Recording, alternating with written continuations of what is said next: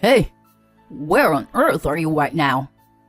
It's despicable for a wife to neglect chores. My husband Ben shouted angrily over the phone. Who does he think he is? I sighed, but still answered my husband's question. Don't tell me you still haven't noticed. My name is Diana, a 30-year-old housewife. I've been married to my husband Ben for 2 years. We met through a friend's introduction. At that time, I had just been dumped by my longtime boyfriend, so I was in a vulnerable state. My friend, considering my situation, introduced him to me. Ben had a face that I liked, and he had a stable income as an office worker. We had many common topics due to being the same age, and we spent really enjoyable time together. We were attracted to each other and eventually started dating. After about 2 years of dating, he proposed to me. I need you, Diana. I want you to be with me forever. Will you marry me? Yes, I'd be happy to. At that time, I thought his proposal words were words of love. But later, I would come to know that it wasn't the case. Nice to meet you. I'm Diana. Hello, I'm Ben's mother. I'm sorry for being in a wheelchair like this. Oh, please, don't worry about that at all. His mother needed care and was living in a wheelchair. My father-in-law passed away a few years ago due to illness, and Ben currently lives at his parents' house to support her. Basically, we've hired helpers for my mom's care, but there are often communication difficulties, you know? That's why I'm really happy that Diana is willing to take care of you, Mom. What? Is Diana going to take care of me? My mother-in-law was surprised by his statement. Well, it's understandable to be surprised when you're suddenly told something like that during the marriage introduction. When we got married, I had agreed with my husband that I would become a full-time housewife and take care of his mother. I loved him enough to believe I could do anything for him. Oh, I appreciate your help, Diana. Thank you so much. My mother-in-law was happy to know that I would be taking care of her. Although Ben is an only child, it seems that my mother-in-law had wanted a daughter as well. After our marriage began and the caregiving started, my mother-in-law treated me very well. This is the easiest way to slice it. You're right. The seasoning can be kept simple like this. If you simmer it slowly, the vegetables will bring out their delicious flavor. That's true. It's incredibly delicious. It felt like I was having a genuine interaction between a real mother and daughter, and it made me happy. Please think of me as your real daughter. Yes, I already do, Diana. My mother-in-law and I had a great relationship. She was lovely, kind, and knowledgeable. She taught me various things, starting with cooking. I envied my husband, who had been eating such delicious food from his mother all this time. I used to be someone who loved work, but the time spent with my mother-in-law was so fulfilling that I thought being a full-time housewife was also good. However, our married life itself wasn't going very well. Hi, Ben. Welcome back. Do you want dinner or would you like to take a bath? Huh? Ignoring me? Okay, whatever. Since getting married, my husband had become incredibly cold towards me. He rarely initiated conversations with me, so I was always the one trying to come up with topics and asking questions.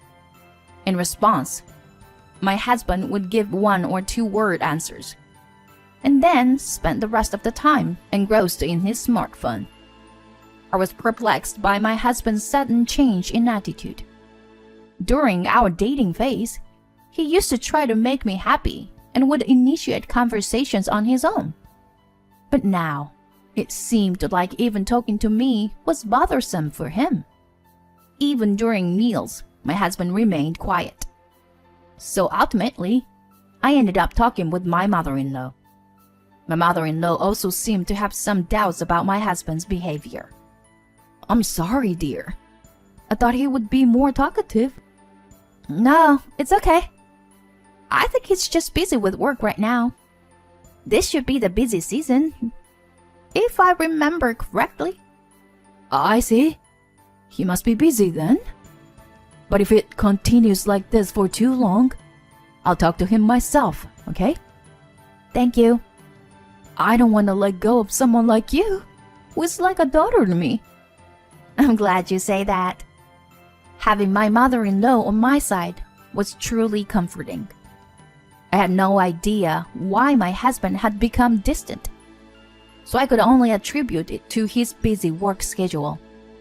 His attitude towards me remained unchanged. There were times when I wouldn't even hear his voice for days. I tried my best to make time for my husband, but he never became more positive. In this state, it was impossible for us to have any intimacy at night, and we had hardly engaged in any physical intimacy since getting married. I wanted to show grandchildren to my mother-in-law soon, but with this situation, it seemed impossible to have children. Months passed, but my husband's attitude didn't change. One day, perhaps sensing the seriousness of the situation, my mother-in-law expressed her concerns to my husband. Ben, you were married to Diana. Shouldn't you communicate more as a married couple? My husband widened his eyes in surprise when my mother-in-law scolded him. After contemplating for a moment, he spoke up.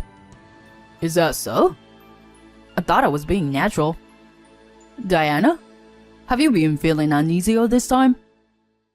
Well, I did notice a change in your behavior compared to before we got married.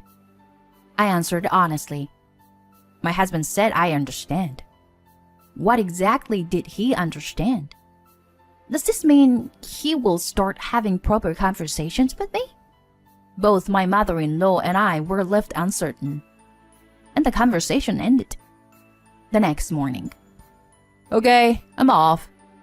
After having breakfast, my husband said that and left the house. My mother-in-law and I exchanged surprised glances.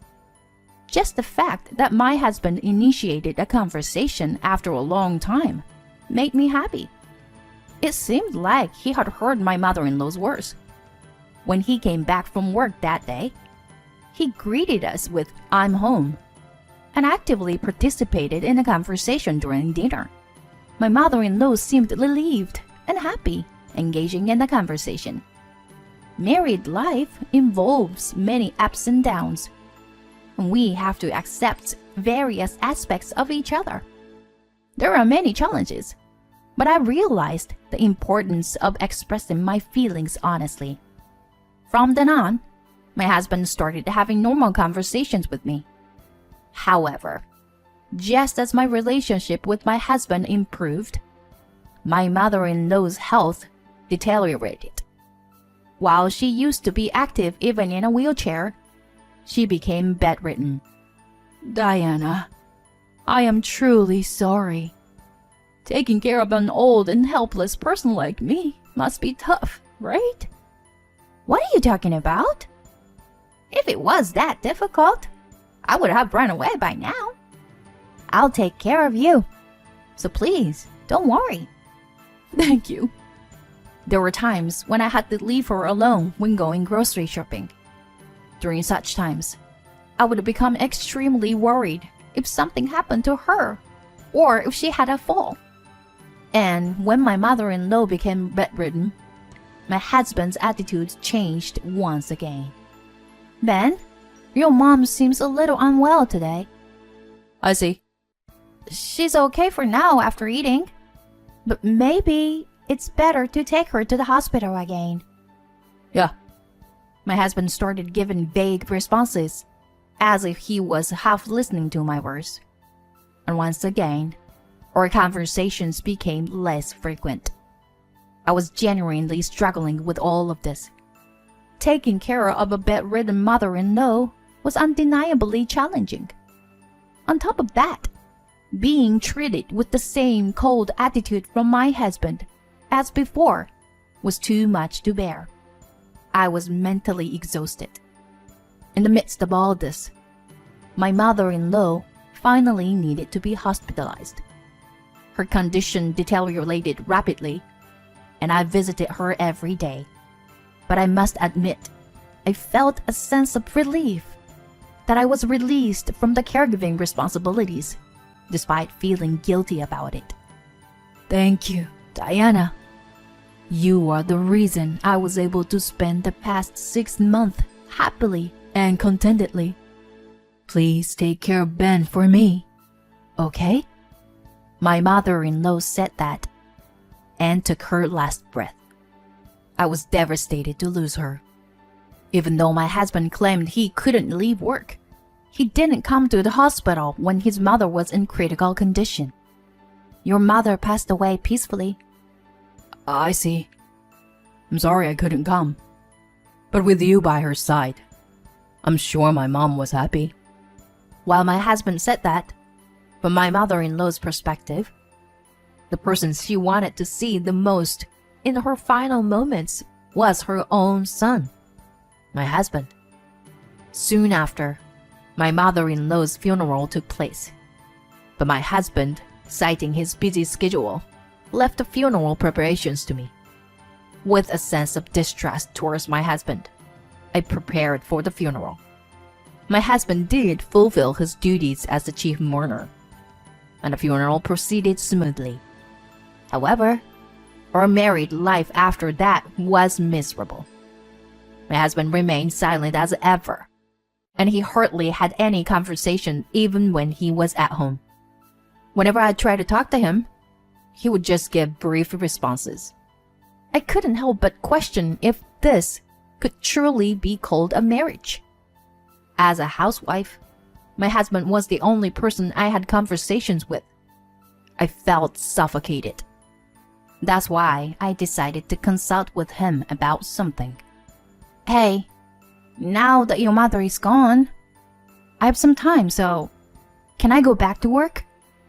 My husband looked surprised at my statement, but replied, It's okay, I guess. I immediately started looking for a job, and I found a suitable office job with the good conditions, so I decided to apply. Since I had previous experience working as an office employee, I was hired for the position. Moreover, they hired me as a full-time employee, not just a part-time worker. It was enjoyable to be back working as an employee after a long time. My coworkers were very kind and patiently taught me the job, which helped me adapt quickly. Everyone praised my work, and even my boss complimented me, saying they were glad they hired me. Having interaction with people other than my husband was beneficial for my mental well-being. Above all, it was very gratifying to be recognized by those around me. I had felt that when I was alone with my husband at home, I wasn't being appreciated as a person. Since I was managing both work and household chores efficiently, my husband didn't complain. However, his attitude remained cold as ever. Even when I talked about my work, he would just give vague responses. Eventually, he stopped responding at all, not even offering a brief reply. I wished he would at least respond. It made me feel like he was completely ignoring me. What could he possibly be thinking? I couldn't believe his behavior, so I decided to seek advice from my colleagues. In times like this, I'm grateful that I went back to work. It's reassuring to have people I can consult with and who will listen to my complaints. And everyone was surprised when they heard my story. Whoa! Your husband is constantly ignoring you? Yeah. We had very little conversation since the early days of our marriage. But for the past few months, he hasn't spoken to me at all. I feel like I'm being treated like nothing. What? Isn't that too terrible? My colleagues at work snided with me, saying that my husband was being awful. And one of them said something like this.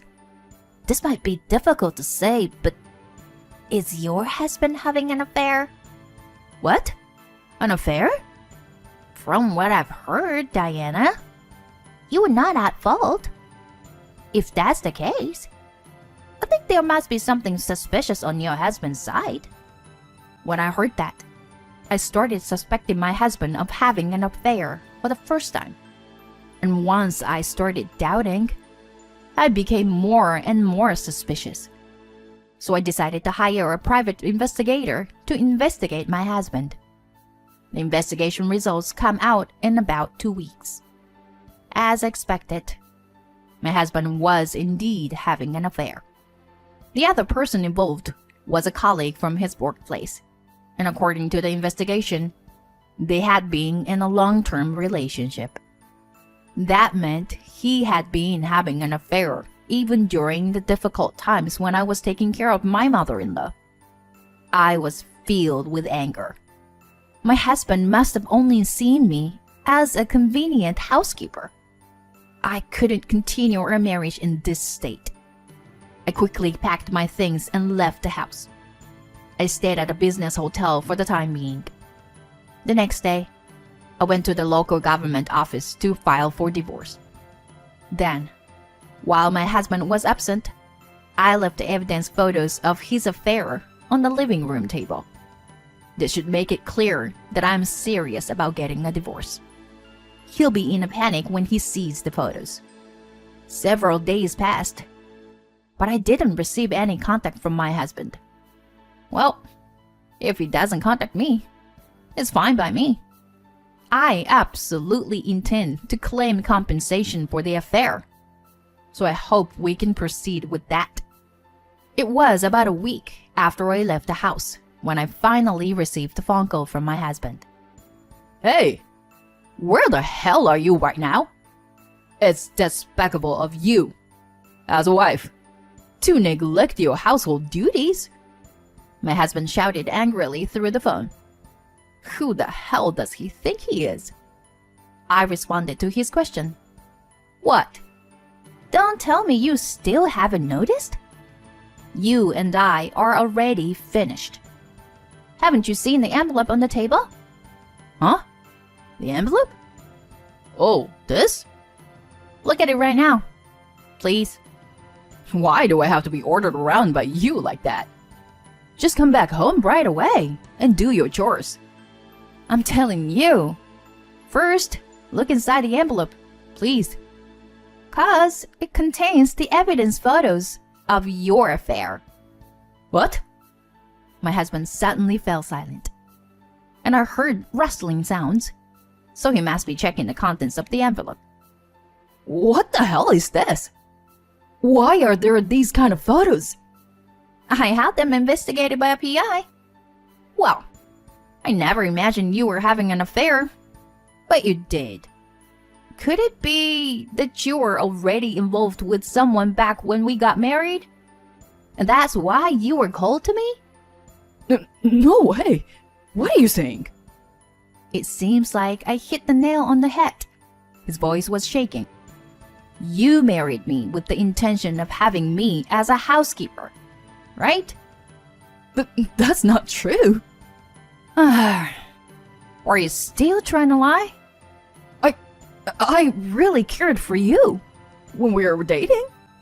But after we got married, I somehow stopped feeling attracted to you. And then, before I knew it, I ended up in that kind of relationship with a coworker. I don't care about those excuses. I already know it's all bullshit. The truth is, I had gone to talk to a colleague who is a friend of my husband's and works at the same company as him. I thought he might take my husband's side, but he sensed my distress and sincerely listened to me. It seems that my husband often talked about how he was married to me but had someone else he was serious about during drinking parties and such. That son of a bitch betrayed me. It seems like everyone was disgusted by your stories, you know? Did you know that you're actually quite disliked at work? That's a lie. Everyone interacts with me normally. That's because everyone is mature, right? You've always had a cold attitude towards me, even when I did nothing wrong. It's not normal to be able to do that. You're sick. Either way, divorce is inevitable. Diana? No. I'll also be seeking compensation. So be prepared. When I shouted, my husband let out a pathetic voice over the phone. I hung up without worrying and demanded a divorce and compensation from my husband through my lawyer. It seemed that my husband and his affair partner had been living it up, and they complained that they couldn't afford to pay the compensation. But I never gave in. I agreed to accept the payment in installments, and if there was any delay, I instructed my lawyer to garnish their wages. Upon hearing this, both my husband and his affair partner immediately became quiet and agreed to pay the compensation. However, my husband, who hadn't saved any money, struggled greatly with his finances. In that state, he couldn't find time to be with his affair partner, and their relationship ended. Additionally, since my husband's affair became public knowledge, people at his workplace started treating him harshly. However, my ex-husband felt trapped because he had to pay the compensation, but he couldn't quit his job. On the other hand, I moved to a lovely apartment for singles, and I am enjoying a comfortable life. My job is stable, and now I frequently invite friends over and host home parties. I'm enjoying the single life without unnecessary stress. Occasionally, I still think about my mother-in-law. She said, "Take care of my son," at the end. It's regrettable that I couldn't fulfill the promise with her. But considering what kind of man he was, it can't be helped. I'm sure my mother-in-law would forgive me in this situation. For now, I don't plan to pursuing romantic relationships or a marriage for a while. I want to focus on my work and achieve results. That's what I believe is necessary for my own happiness at the moment.